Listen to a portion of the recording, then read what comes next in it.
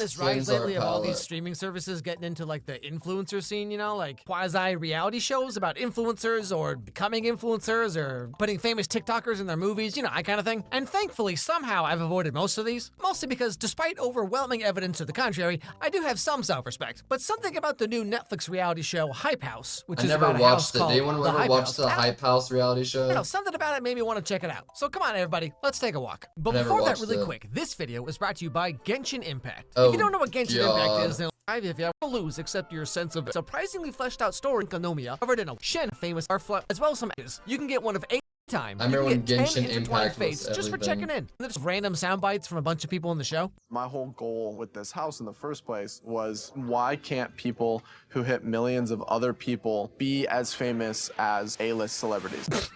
Wait, but like, what does it have to do with having 10, 20-year-olds living in a house together? Oh boy, nothing says top Hollywood celebrity like having 9 roommates. This guy's been living in LA so long, he's like, only 9 roommates and a pool? I'm like Taylor Swift. You just woke up one day and just became an internet celebrity? Honestly, who the fuck is this? Kinda. We just posted a video on an app. Now I'm living in a mansion. Yeah, I'd say that pretty much sums up why these influencers should not be seen this. Bro, this guy is so creepy. Jack Wright, he's so creepy. Same as A-list celebrities? Okay, couldn't have said it better myself. Like, there's a big difference between going through auditions to be in a movie or whatever, and then like trying to think of different ways of doing the hand jive to chipmunk versions of popular songs, okay? Y'all are not the same. We have 10, 20-year-olds living in a $5 million house together, filming content all day. It just doesn't sound real.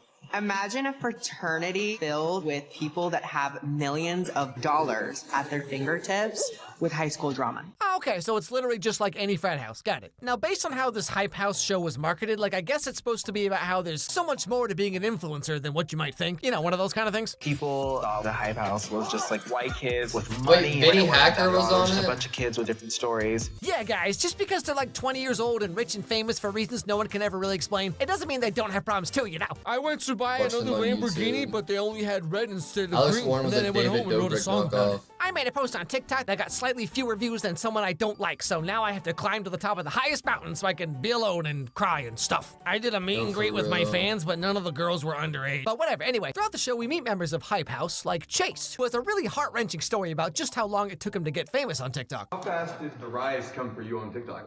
It actually took me a while because it was hard when I was not in LA. Growing up in Stockton, I was like trapped in a bubble. No one to collaborate with. I made videos by myself. What's up? No one to collaborate with. I'm live again. See, y'all just don't understand how hard it must have been for him to be interesting and talented on his own, unable to suckle on the udders of someone more famous than him. I mean, this dude had to come up with dances and lip sync to popular songs all by himself, okay? I mean, I, for one, cannot wait to read this autobiography. No, the struggle. Dude, it's so hard. I didn't want to make TikToks with in North Carolina, guys. You don't get it. So I had to move all over the place. So why does this dude's house look like the Cheesecake Factory? Chase's house is so sick. I love it. Like, low-key looks like Cheesecake Factory. Hey, that's what I said. Now, I just want to give a quick shout out to Chase here for having only pictures of himself all over his house. I mean, imagine having this much self-esteem. Or like, you know, any at all. As the show gets going, though, we start to get a good look at just how cult-like the whole thing really is. Thomas? Yes. Pool party. When and how many people can we have? Whoever you would like over, Michael.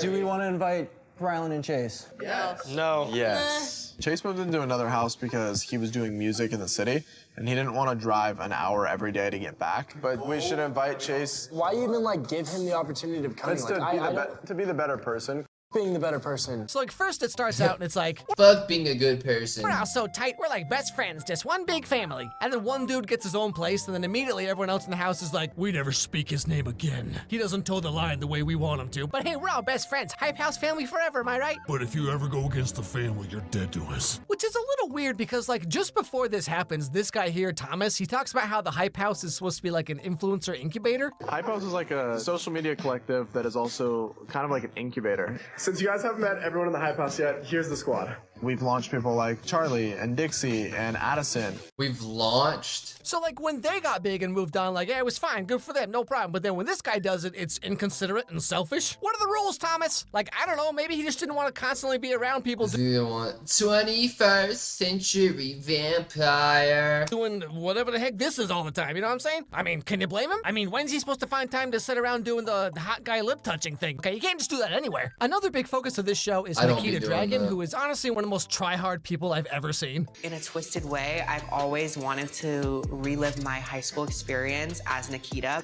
Who the fuck wants to go through high school again?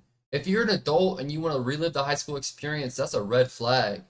High school sucked. It's for kids. All of these people have accepted me. Whenever I walk through that door in the Hype House, it's not Nikita with the 10 million followers and the multi-million-dollar beauty business and the hooly doolies and crazy exes and the controversies, whatever. I just get to be Nikita. Yeah, you know, all those pesky controversies that keep showing up out of nowhere, like, she's in jail? I mean, this is an old video. This video is like 2 years old. She was, why did she go to jail? At throwing parties during a global pandemic or outing celebrities without their consent. Sorry for allegedly sliding DMs. Internet is not amused. But hey, she's pretty, so like, who cares, you know what I mean? But then finally we get to the hard-hitting, emotional part of the show. I have an Apple Music interview before. Should I? And this is the crazy thing, chat. I'm not trying to brag here, but like multiple times, like I've had, you know, bigger influencers, smaller influencers, especially like, you know, a couple years ago on TikTok here and there, like, oh, come to LA, we can do this, we can do that, you can come hang out with us, we can collab, do this, do that. I'm just like, bro, why would I want to hang out with you guys? I don't talk to you on a daily basis. You don't do any, like, bro, I'm gonna hang out with like my community, the people who support me, the people who love me, the people who like actually fucking care. And like these people, like, from their followers are like, yeah, give me more money so I can go to LA and hang out with other famous people. Like that is always one of the biggest influencer irks in me, bro. They love their community and they really want to grow and really take off and this, and then they just fucking go full LA and forget about everything, bro. Should I put a Little Huddy and You're Obsessed with Me in my Apple Music playlist? And Battering a Police Officer. What are your thoughts on Chase living in the Encino house? I've learned how to Nikita, read who does spelling. not live in Hype House. Please tell us what you think of someone else also not living in Hype House. This show's the dumbest thing I've ever seen. Another main character of this reality show equivalent of connecting your nipples to a car battery is Alex. I have this philosophy. I want to do everything I can and film it. Permission to let Calvin jump this. Wait, what? All right, Calvin! He's going! Oh my God! That's a crazy stunt. He jumped a little dirt hill. That was so sick! Life is boring without risk. Life is boring without taking chance. Ah yes, nothing says risk taker like being the guy who just copies David Dobrik wholesale. Such a trailblazer of modern filmmaking. Cover and I met on Snapchat. Really romantic. She snapped me one of her boobs, and I was like, dude, I would crawl through a mile of broken glass just to hear you fart on a walkie-talkie. And then she was like, same, bro. And now we're like millionaires. You want to take the Rolls Royce or the G-Wagon? I want to take the G-Wagon.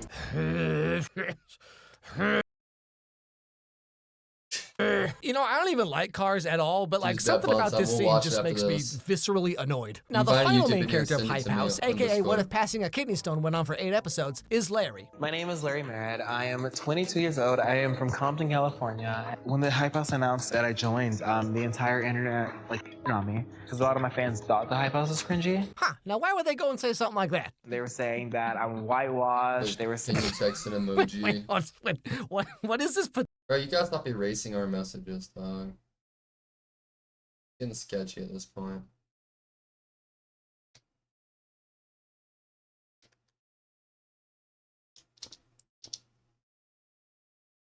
Save Larry from Hype House. The Caucasians have whitewashed him. Oh my goodness, we can't have him join the Hype House, or else he's gonna start doing that white boy thing of dressing like this and then saying, life's hard where I come from, and then the neighborhood they grew up in just looks like this. And then before you know it, he'll be doing the one thing white girls are good at, which is sitting on the curb crying outside of the house party. I wanted to make out with Hunter, but he was kissing Stephanie, and he didn't even look at me. Also, slight tangent here, but like, why do all these TikTok guys have the same exact hair? Just a whole generation getting real thirsty for these dudes who all look like Scooter from the I Muppets. have. But I have whatever. the Anyway, sides of my hair finally, grown everything out. culminates in this talk between Chase and Thomas. I feel like I haven't been reaching out enough. I love you. You're like a brother to me.